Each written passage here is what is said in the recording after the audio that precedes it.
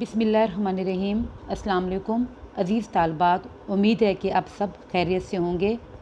आज मैं आपको 12वीं जमात की किताब सरमाया उर्दू की गज़ल नंबर 11, जो कि आपकी किताब के सफ़र नंबर 133 पर मौजूद है, उसकी तशरीह करवाऊँगी। तो किताब का सफ़र नंबर 133 निकालें।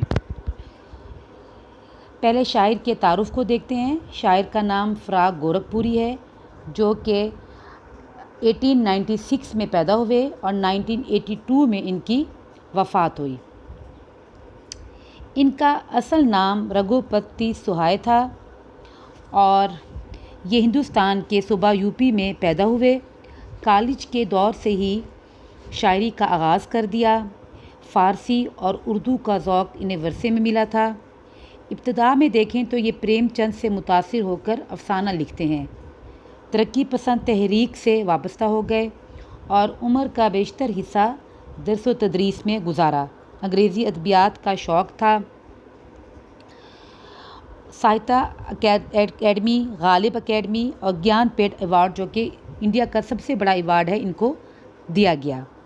अब इनके कलाम की खसूसियत की तरफ आते हैं तो इनके कलाम में अदब बर अदब नज़र आता है। अगरचे तरक्की पसंद तहरीक से रहे, लेकिन फिर भी अदब बर अदब के कायल थे। कदीम और जदीद का इम्तज़ाज इनके यहाँ नज़र आता है, यानी क्लासिकल और जदीदियत दोनों जो है वो इनकी तसनीफ़ में नज़र आती हैं। ज़िंदगी का शऊर रखते हैं। नफ्सियात इश्क का बयां बहुत खूबसूरत अंदाज़ में इन्होंने तहरीर किया।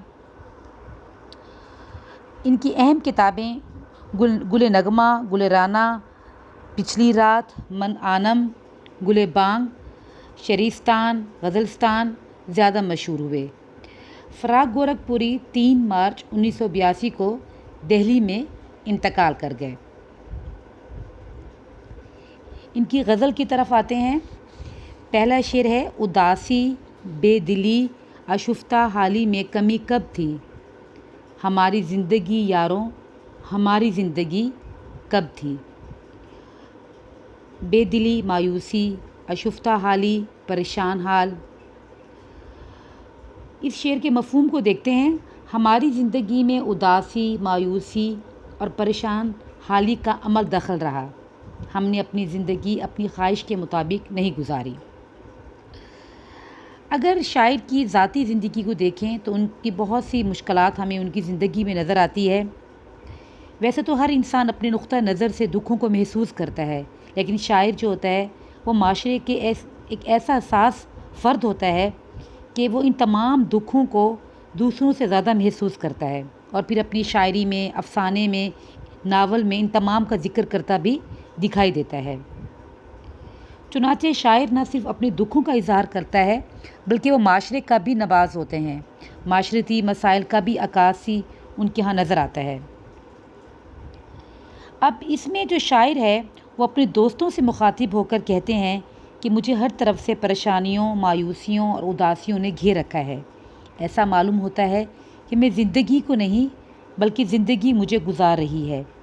फ़रागपुरी की हयात में गम दौरा भी है और गम जाना भी है। वालिद की वफ़ात है, महबूब की जुदाई, माशरती, समाजी, सियासी जो हालात चल रहे थे, उन तमाम ने मिलकर इनको बहुत गमज़दा कर दिया है। वो कहते हैं कि ऐसा मालूम होता है कि ज़िंदगी को मैं नहीं बल्कि ज़िंदगी मुझे गुजार रही है। वो कौन सा लम्हा है जिसमें मुझे जब वो इस गम से निजात मिली हो। मुसलसल मसाइब का सामना करते हुए मुझे लगता है कि मेरी ज़िंदगी मेरी रही नहीं।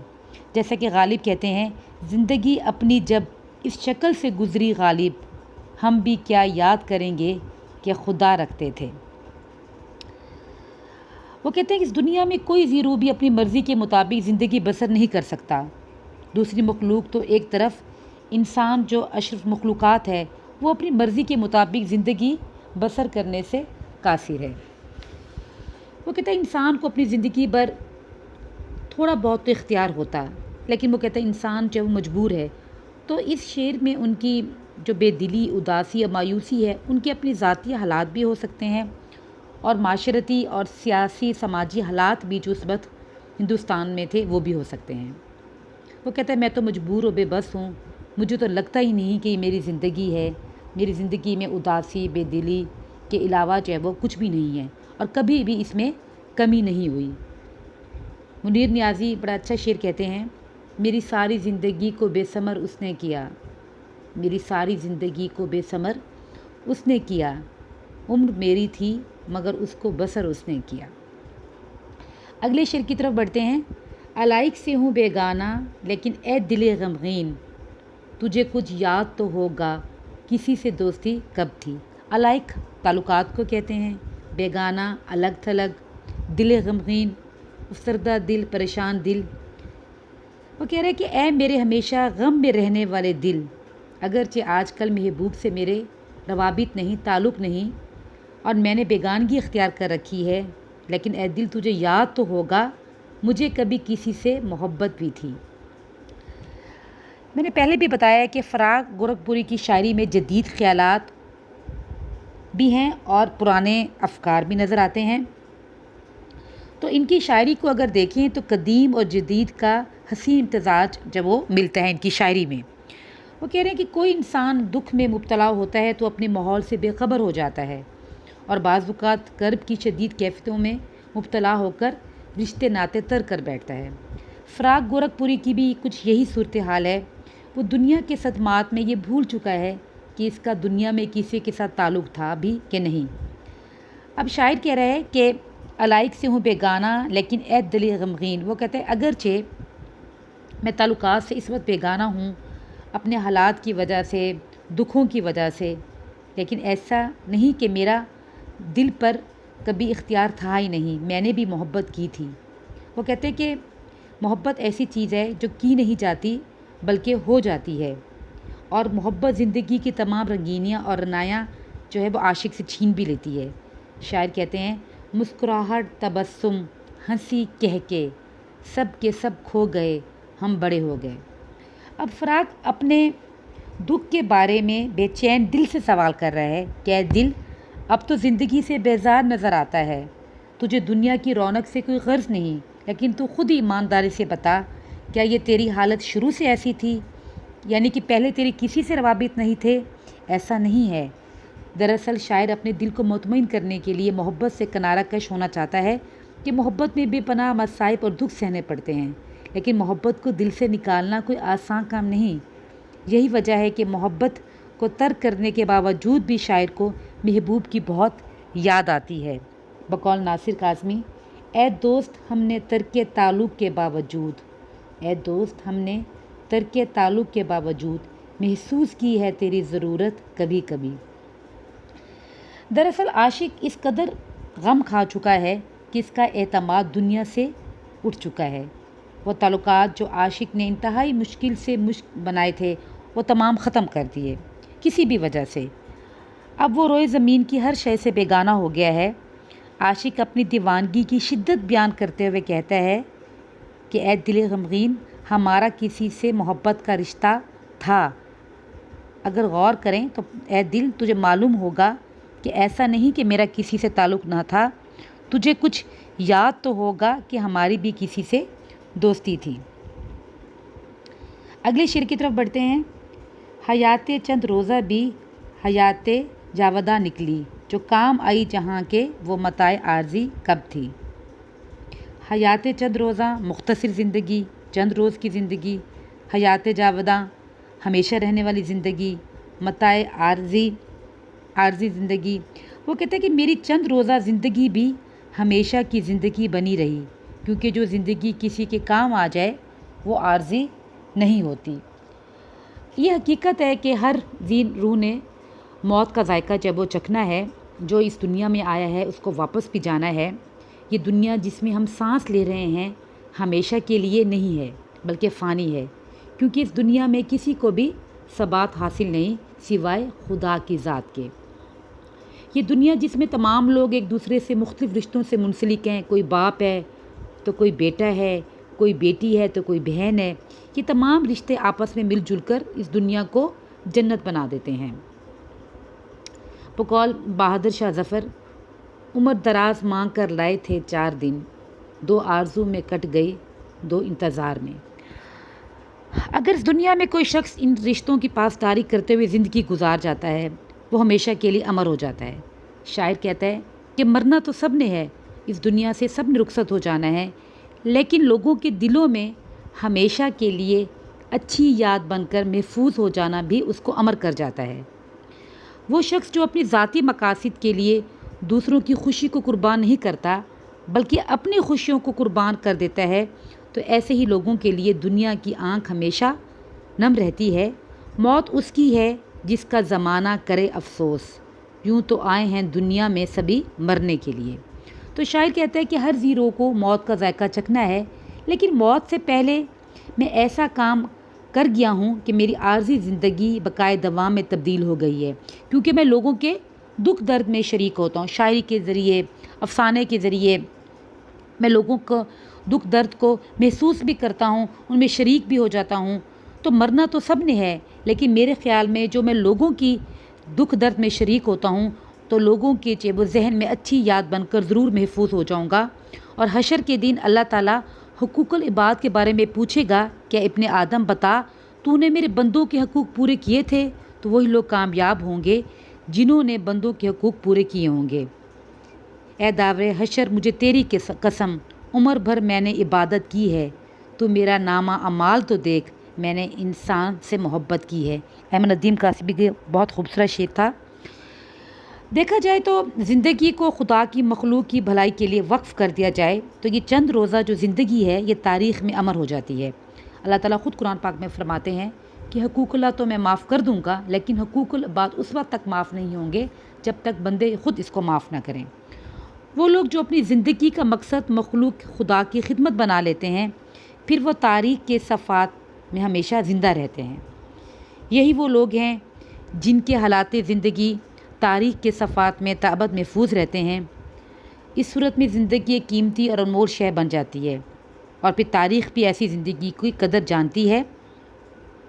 اپنے لیے تو سبھی جیتے ہیں اس جہاں میں، ہے زندگی کا مقصد اوروں کے کام آنا۔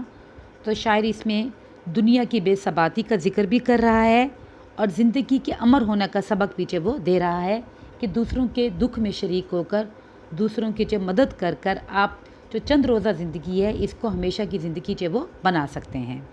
اگلے شعر کو دیکھتے ہیں کہ دنیا کوئی پلٹا لینے ہی والی ہے اب شاید، حیات بے سکون کے سر میں یہ شوریدگی کب تھی۔ پلٹا لینا، تبدیل ہونا، انقلاب آنا۔ حیات بے سکون وہ زندگی جس میں سکون نہ ہو، شوریدگی دیوانہ پن۔ زندگی کی بے سکونی اور دیوانہ پن بتاتا ہے کہ دنیا پلٹا کھانے والی ہے۔ وہ کہتے ہیں کہ زندگی کی حرکت اور شریدہ سری سے یہ اندازہ لگا لینا کہ دنیا میں کوئی تبدیلی آنے والی ہے کوئی حیرانی کی بات نہیں، کیونکہ جو اہل دانش اور علم و کمال رکھنے والے لوگ ہوتے ہیں وہ پیشن گویاں کر دیتے ہیں کہ ایسا ہوگا۔ جیسے بعض اوقات ہمیں گھٹن ہو رہی ہوتی ہے تو اکثر لوگوں کی یہ رائے ہوتی ہے کہ آندھی آئے گی، اور جب اندھیرا زیادہ ہو تو پھر اجالے کی امید زیادہ ہو جاتی ہے۔ چونکہ شاعر بھی ایسے معاشرے اور ملک میں رہ رہا ہے جو غلام ہے، اس لیے اسے تبدیلی کا امکان نظر آ رہا ہے۔ جس طرح حسرت موہانی نے انگریزوں کے ظلم و ستم کی تصویر کھینچی تھی، دبا سکوں تو صدا دباؤ، بجھا سکوں تو دیے بجھاؤ، صدا دبے گی تو حشر ہوگا، دیے بجھیں گے تو سحر ہوگی۔ تو اس میں بھی شاعر جو ہے ایک امید بھی ہے کہ انقلاب آنے والا ہے۔ زندگی کے اس دریا میں ہلچل کسی بڑے طوفان کا پیش خیمہ ہے۔ یہ دنیا اب ایک نئے دہرائے پر کھڑی ہے اور معلوم نہیں کہ کیا رخ اختیار کرتی ہے۔ زمانے کے بدلتے ہوئے حالات نئے سوالات کو جنم دے رہے ہیں۔ گویا شاعر حرکت کی وجہ سے انقلاب کا داعی ہے کہ خاموش رہنے سے اور ساکت رہنے سے انقلاب نہیں آتا۔ شاعر کے خیال میں لوگوں میں جمود اس لیے نہیں کہ دنیا کی قسمت تبدیل ہونے کو ہے۔ اب فراق گورکھپوری جو کہ ایک شاعر ہے اور اس کے اپنے معاشرے پر گہری نظر ہے، وہ ارد گرد پر نظر دوڑا کر کہتا ہے کہ اب انسانوں کے جوش اور جذبے میں شدت ہے، لہٰذا کوئی نہ کوئی انقلاب پیدا ہوگا۔ ڈرنے کی ضرورت نہیں، ازل سے ایسا ہوتا آ رہا ہے۔ بقول غالب، رات دن گردش میں ہیں سات آسماں، ہو رہے گا کچھ نہ کچھ، گھبرائیے کیا۔ تو شاعر کہہ رہا ہے کہ کوئی بڑی نہ بڑی تبدیلی آنے والی ہے۔ اب جو شاعر ہے وہ معاشرے کا حساس فرد ہوتا ہے اور اس کے اندر خدا داد صلاحیت بھی ہوتی ہے، اس پر آمد ہوتی ہے، اسے اس کائنات میں پیش آنے والے واقعات اور تبدیلیوں کا اندازہ ہو جاتا ہے۔ بعض اوقات شاعر اپنے گرد و پیش میں ہونے والی تبدیلی سے مستقبل کے حالات کی پیشن گوئی بھی کرتے ہیں۔ تو شاعر کہتا ہے کہ کوئی معمولی بات نہیں، زندگی اپنی رفتار کو چھوڑ کر نئی ڈگر پر چل نکلی ہے، ضرور اس کے پیچھے کوئی راز ہے۔ بقول اقبال، یہ کائنات ابھی ناتمام ہے شاید، کہ آ رہی ہے دم دم صدائے کن فیکون۔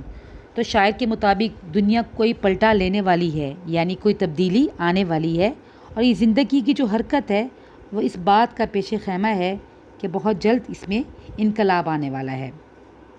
اگلے شعر کو دیکھتے ہیں۔ میرے نغموں نے اے دنیا غم چمکا دیا تجھ کو، تیرے ظلمت کدے میں زندگی کی روشنی کب تھی۔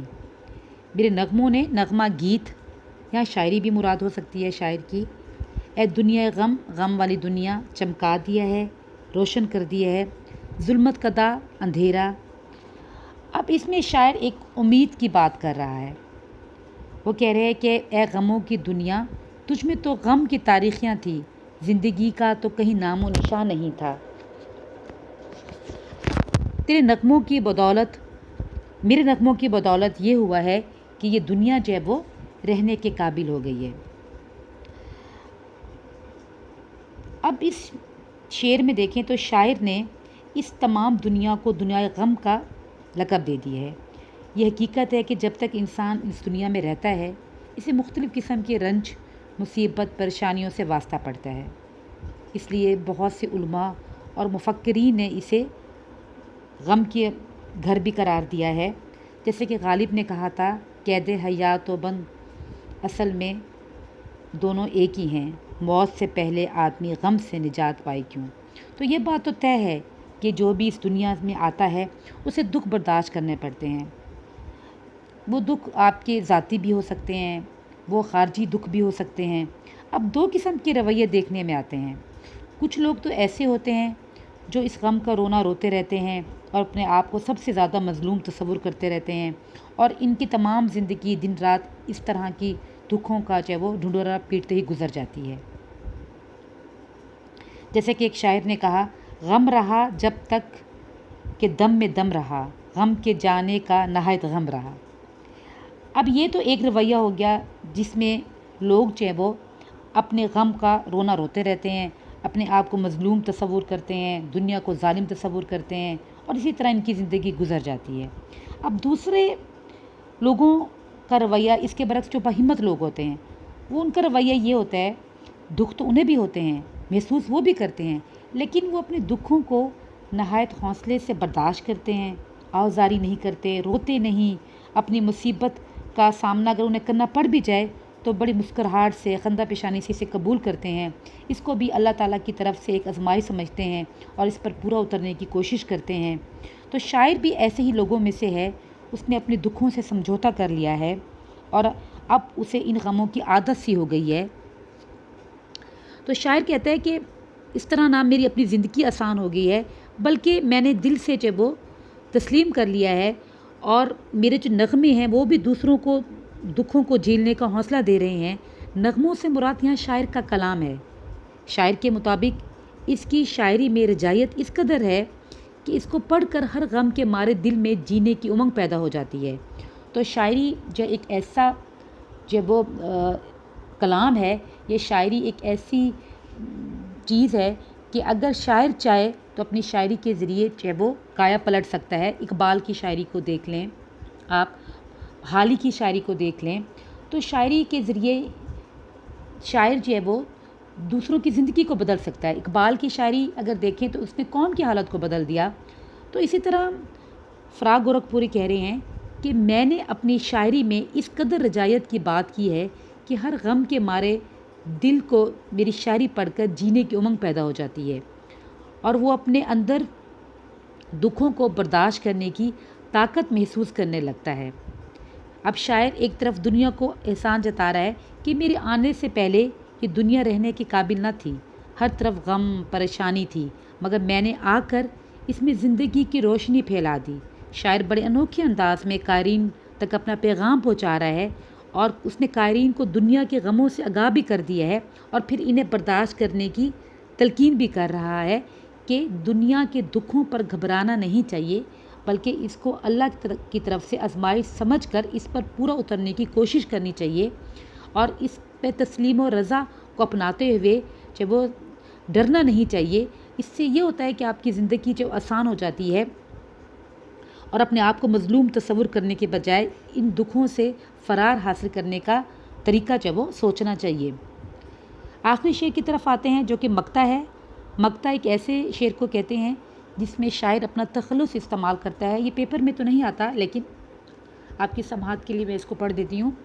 فراق اب اتفاقات زمانہ کو بھی کیا کہے، محبت کرنے والوں سے کسی کو دشمنی کب تھی۔ اتفاقات زمانہ، زمانے کی تبدیلیاں یا حادثات زمانہ۔